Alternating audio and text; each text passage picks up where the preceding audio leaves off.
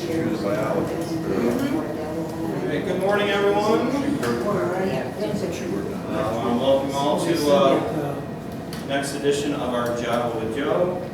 And you are stuck with me the whole time. So this month we are going to talk about the hangings of Genesee County, a real cheerful thing in the morning to get us going. I did this presentation in Oakfield a few months ago. Ironically, right next to court as it was going on. So that was kind of interesting. But I got so many comments about, you got to do it in Batavia, so here I am doing it in Batavia. So I call it the short drop at the end of a long rope. So in Genesee County, we used an implement called a gibbet, and that is the correct pronunciation. For a long time I said gibbet, but it's actually gibbet. So it is a hanging device made of wooden beams with a cross beam across, and a noose is hung, which is attached to an iron weight. The weight is elevated and then dropped, which causes the noose to go up. And the purpose was, like a gallows, to break the offender's neck. That about 90% of the time did not happen, and the person would dangle there until they basically suffocated. So it was supposed to be a quick death, ended up sometimes taking minutes. But it was the cheapest way to do it. And this is something I reiterate a lot with people is, well, why they do it that way? Because it was cheap. And you'll see we didn't do it that often, so why spend a lot of money on something you're only going to use a few times? And this was reserved for the worst cases, and all the cases I will be talking about were cases of murder. So this was reserved for only the worst offenders. They were conducted at the original Genesee County Jail, which was located right about where Oliver's is today. And the hanging yard would be right about where the tire shop is today.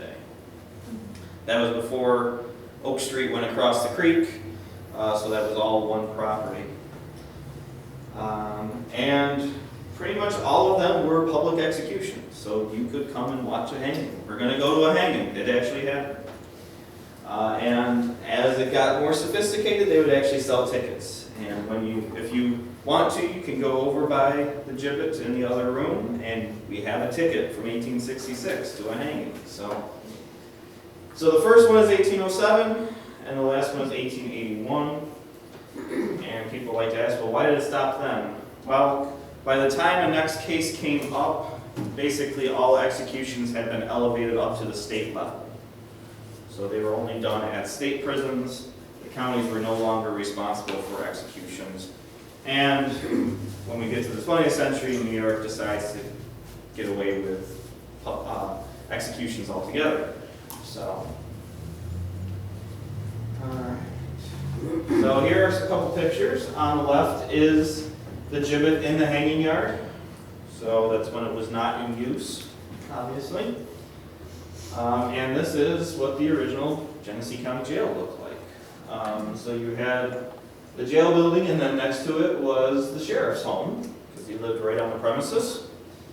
And then the hanging yard would be over here. But not what we call a maximum security facility these days, but they did have bars on the windows, and there were cells over there. And it was there until the turn of the century when the new jail was built in 1902, kitty corner from us across the street. All right, so our first hanging was in 1807, and it was a man by the name of James McLean. So we don't know how old he was, but the incident occurred in March of 1807. Excuse me. And it's a classic case of, you cut down a tree on my property, so I'm going to cut you down. So it was all over a tree. So James McLean, there's reports he was a squatter, so he may not even own the property he was on, but he butted up against other property that William Orr was working on. And they got into a heated argument because or chop down a tree that McLean said was on his property, so he had no right to chop it down. It got heated, and McLean took the axe and took 2 swings to Orr. And then another man, Archibald McLaughlin, tried to come in and break it up, and he ends up dead on the ground as well. So McLean flees, goes into the wilderness, and is able to avoid capture from the local militia for 3 weeks, but is eventually caught in Canandaigua because he goes into a tavern for a drink, and people recognize him, and the militia catches up to him, and he's brought back to Batavia to stand trial. So this incident actually takes place out near Caledonia area, but at that time it was part of Genesee County. So that's why he's brought back here to Batavia. So he goes on trial. He's convicted of killing William Orr, but not Archibald McLaughlin. They could not prove that he killed McLaughlin, even though you have one guy with a bloody axe and 2 dead bodies at his feet. They couldn't prove that McLaughlin wasn't killed in the struggle, possibly by Orr. But early 19th century justice system we're dealing with here. So at this point, Genesee County did not have a way to do executions because it hadn't needed it yet in our 7 years of existence. So a gibbet was constructed along Batavia's Genesee Street, which is Main Street today. And approximately where Jackson Square is, they raised up a gibbet and did the execution. News spread far and wide about this, as it was the first hanging in the county's history. And what better entertainment than to go watch a man dangle from a rope? So hundreds of people came into Batavia, which is important to note because Batavia at that point was only a few hundred people large. So we're basically doubling the population of the town. And everybody had to come and watch this happen. So they put the rope around McLean's neck, they hoist him up, they drop the weight, he goes up, and he comes right back down. As the rope they had was not strong enough, so he got to the top and it broke, and he fell to the ground. So McLean gets up dazed, everybody's in shock because nobody expected this to happen. And they quickly grab McLean, and the county clerk is sent to the courthouse to grab a stronger rope. They come back and they do it again, and this time they do it right. So technically, James McLean is the man who was hanged twice.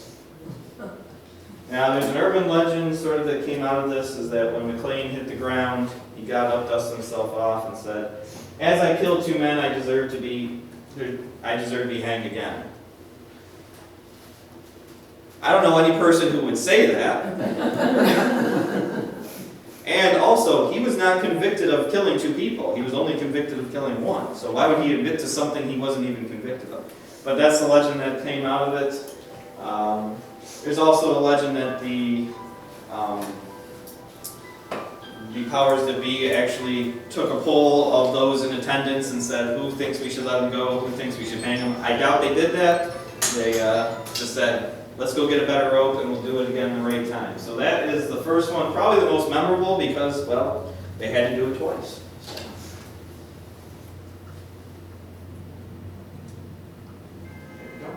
All right, so the second one here is James Gray in 1830. So James was in his early 30s when this happened. The incident happened January 2nd, 1830. James and his father Elijah went to a tavern in Roy called Dunning's Tavern and confronted the owner, Samuel Davis, of that they were doing illegal gambling in the tavern. And they did not want that in their community. And basically they made a habit of going to Dunning's Tavern and harassing the owner, saying all sorts of things, not just about gambling. So that night they entered the tavern, and another son, Elijah, came in with a friend, Moses Herrick, and they started fighting with Davis after he told them to leave, and then Davis's son gets involved. So there's this massive struggle going on in the middle of the bar over basically personal beefs at this point. So James Gray actually stabbed Davis during the altercation because he was drunk and of high passion. And Davis was said to have cried, "I'm dead, Gray has killed me," and he ended up dying the following day. So Gray is convicted of fatally stabbing Samuel Davis. His father was actually put on trial for murder as well, but it was commuted to life in prison as he was charged with starting the fight but not with the actual murder of Samuel Davis. But his son James is, and he meets the rope on November 5th, 1830, and newspaper reported that 10,000 people have attended the public execution. I feel like that's a tad exaggerating, but these were popular things to give you an idea. A lot of people came to these. So Elijah stays in prison, but he only serves 6 years and then is let go and eventually moves to Michigan. All right, then we have William Smith in 1836. We don't know how old he was, but on October 6, 1836, he murders Betsy Wedelberg, who was the wife of Stephen Big Bag of Tonawanda Reservation. William Smith was also Native American, and it was deemed to be fueled by alcohol. You can see that plays a part in a lot of these. So this is the quickest trial you'll see in any of these. Within a month, they're ready to hang him. And part of that is because he had very little representation, and because he was Native American, there was a lot less willingness to believe anything he said. So on November 4th, 1836, he went to the gibbet for the murder of the squaw of Stephen Big Bag, Betsy Wedelberg.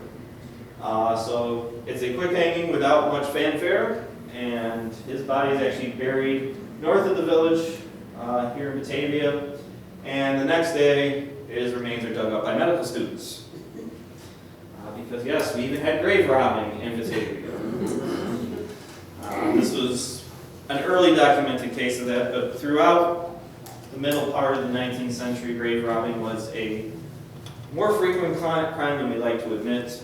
A lot of times perpetrated by medical students or those in the medical field because, well, doctors and such would pay money for corpses to either use for training or sometimes more nefarious things. But so not only did he not get the dignity of really a fair trial, but his body also gets dug up within a day. So, all right, Benjamin White in 1843, 39 years old, and on March 16th, 1842. Benjamin White murders his father, Deacon Benjamin White of Stafford. Now, the younger Benjamin White was a well-practiced atheist and called his father a radical and religious fanatic. So that he shot and killed his father, who was living in Byron, and he's convicted on April 26, 1843. Now, with Benjamin White, commits a horrible act of murder, but it seems like all anybody wants to talk about really is that he was an atheist.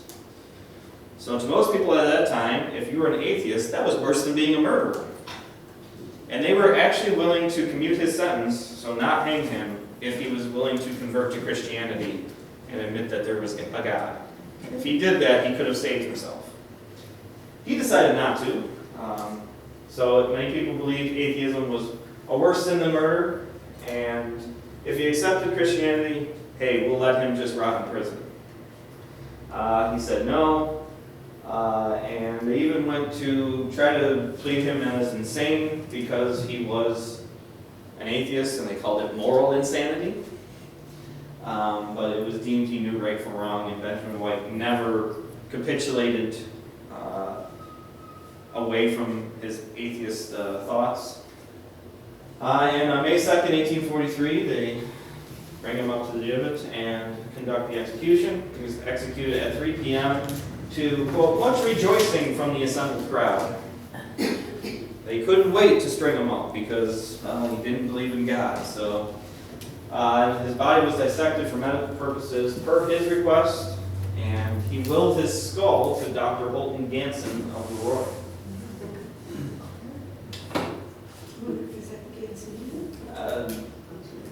I don't know if the skull has been handed down or if it went somewhere else, but yes, his pieces got spread apart. So All right, so we go to Levi Mayhew in 1866. He was 23 years old. He was a Civil War veteran, served in the 8th New York Heavy Artillery along with his brother. Turns out he was having an affair before he went to war with a married woman named Sarah Durham, and after he returns, he strikes up the relationship again. He and Theodore Durham, Sarah's husband, worked together on a farm near Indian Falls. On July 14th, 1865, they both left the field they were working in and went to the Tonawanda Creek to cool off and take a quick swim at the end of the day. They both went, and only Mayhew came back. So people started looking for Durham, and they went down to the creek bed where they had been, and they found Durham's body. Mayhew had beaten him to death with a rock, severely fractured his skull, and stolen several personal belongings. Mayhew became the primary suspect. Well, he was the last person to be with him, so that makes sense. And they found him and actually found Theodore's picture of Sarah on him. So not only did he not be discreet, he carried the personal belongings on him to just seal his fate. So the trial began in 1866 and would last several weeks. So eventually on May 5th, 1866, the hanging occurs. He was condemned for killing Theodore Durham over Sarah. He made a confession to Reverend Caton of Pembroke that Sarah had urged him to poison Theodore several times, and that she called him a coward and she would do it herself if he didn't kill Theodore. So you better listen to your wife, happy life. So Sarah might be the real monster in all of this, is that she was the one pushing him to do it. So they went swimming after work that day. They got into an argument over Sarah, and Levi hit Durham over the head with a rock and then disposed of the bloody clothing and the rock and went home. His last words: "I want to say to my fellow men that I am sorry I ever stained my hands in my fellow creatures' blood, and hope my fate and doom may be a warning to all. I think it just I be executed. I leave her hopeful and bid you all goodbye."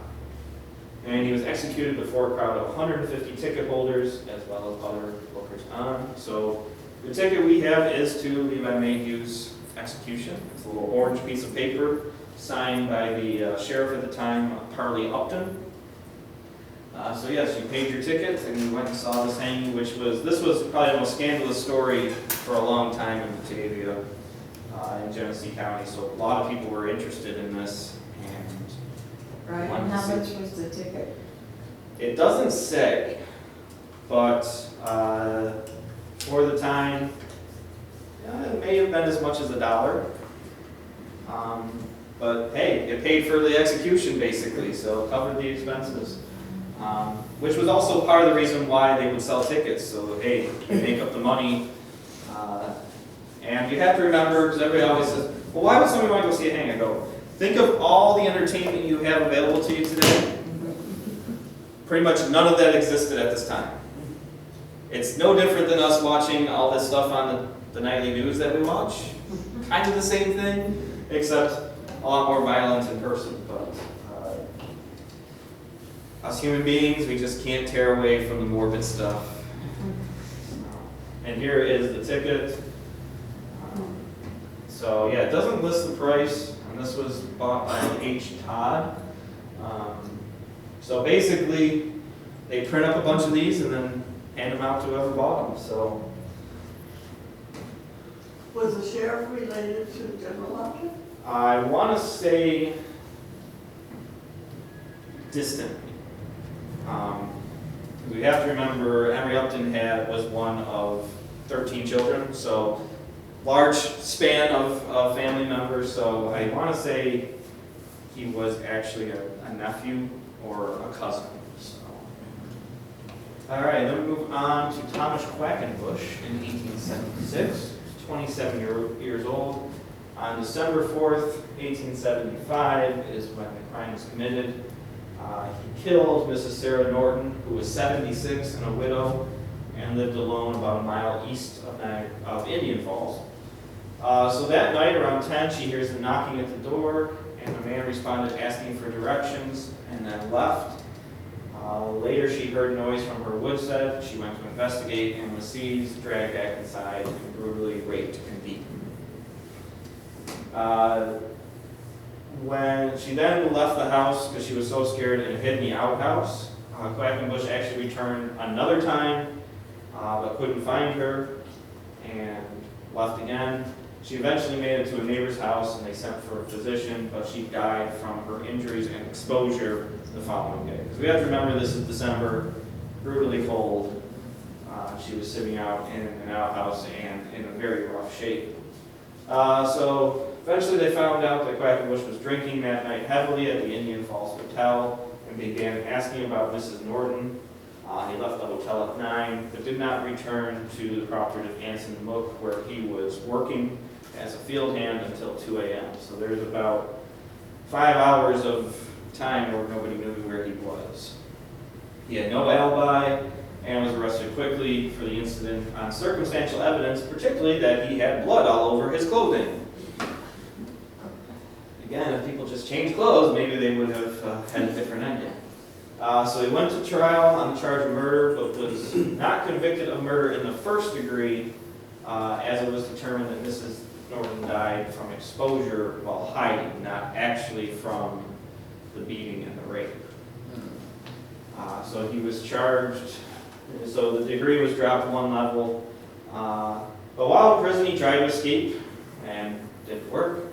So he admitted to the rape while he was drunk, but he did not intend to hurt Mrs. Norton. Okay. It's a great statement. So on August 18th, 1876, he meets his end. Convicted of causing the death by, quote, the effects of rape. That's how they phrased it. He remained remorseful to those assembled. He asked for prayers and that he had no ill will towards the authorities or community.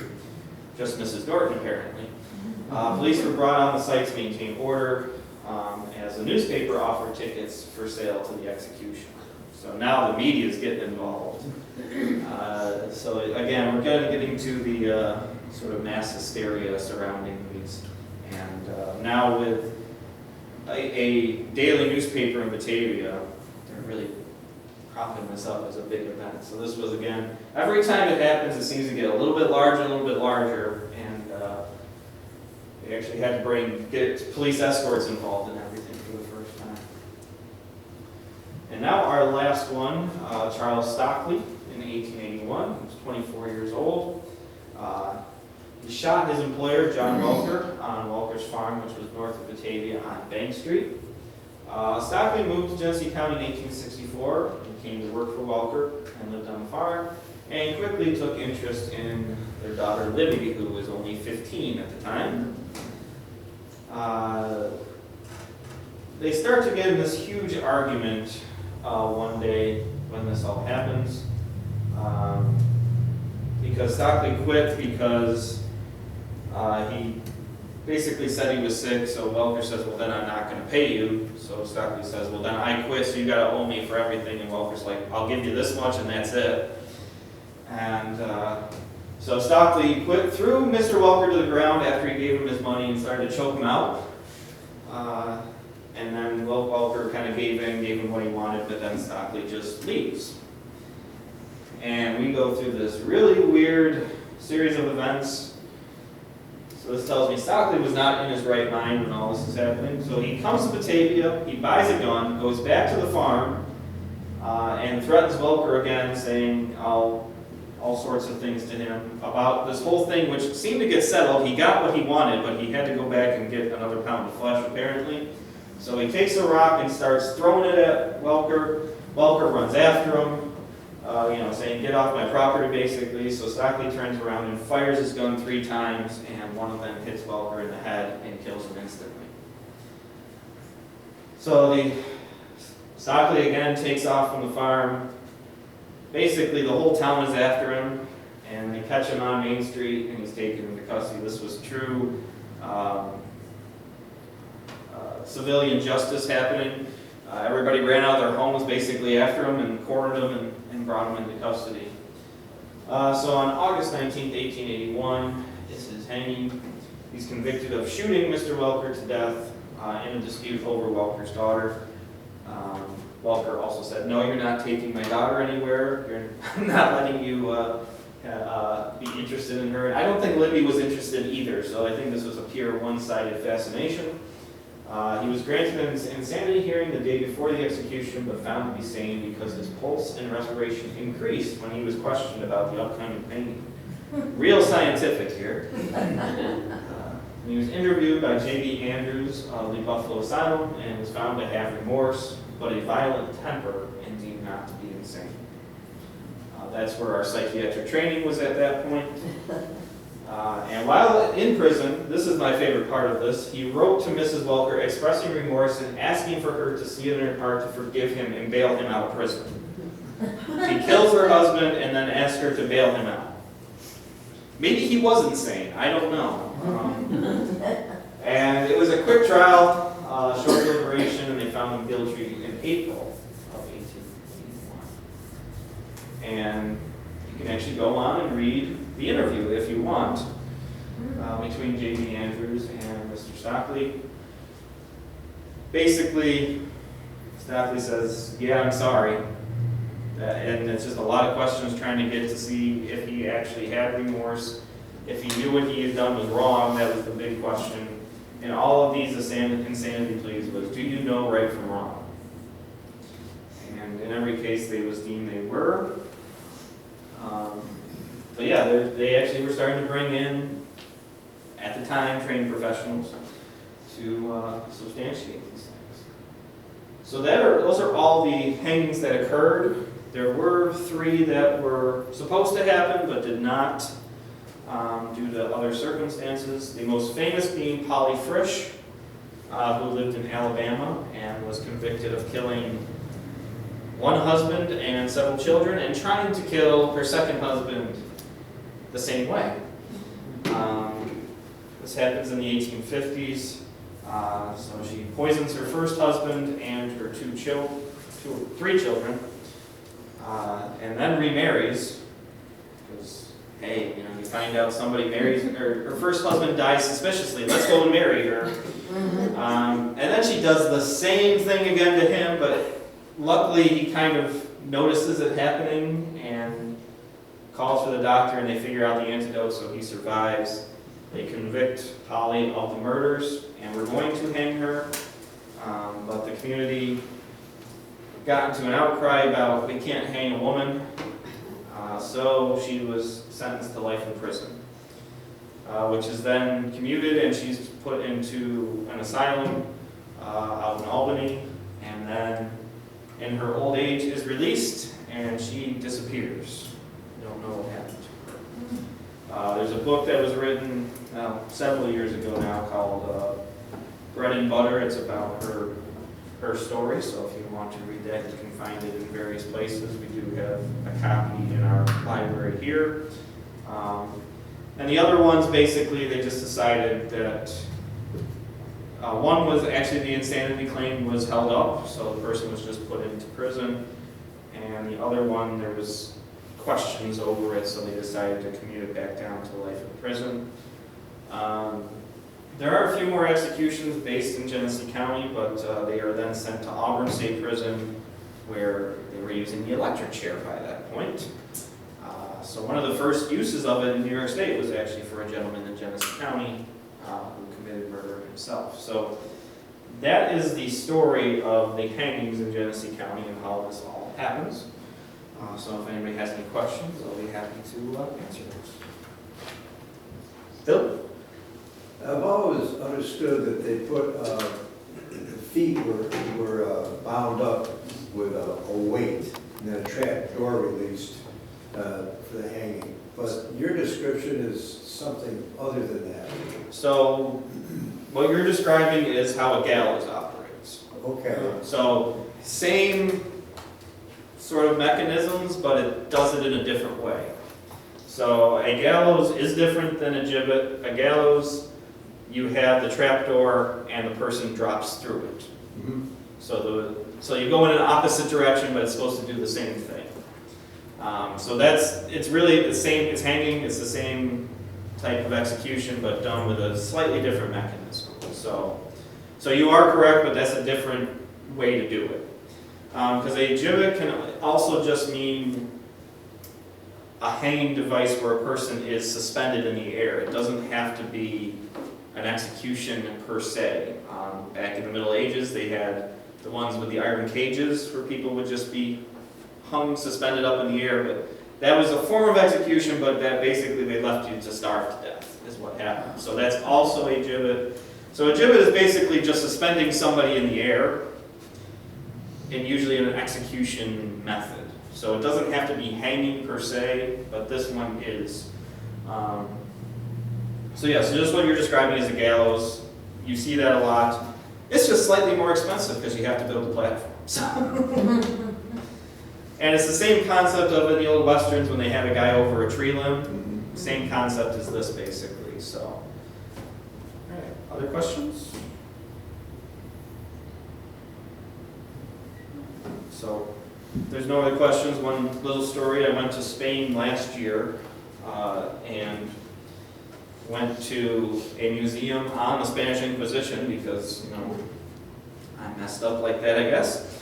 And they have all sorts of torture implements that were actually used going back that far. And then I walked out onto a little rooftop and there was their gibbet. So I'm like, hey, another museum has a gibbet, not just us. So, and there was a book written, probably more than 10 years ago now, highlighting some of the oddities in museums across New York State, and for Genesee County, it is our gibbet. So it gets a lot of coverage. A lot of people come here and are just mesmerized by it. Even our school groups, I don't direct them to it, they run right towards it. And the scary thing is they know what it did, so I don't have to tell them. So it's just still 18th century entertainment. Yes, I think we just can't get away from it. But hope you enjoyed the presentation. If you want to go check it out, it's in the other room in the corner.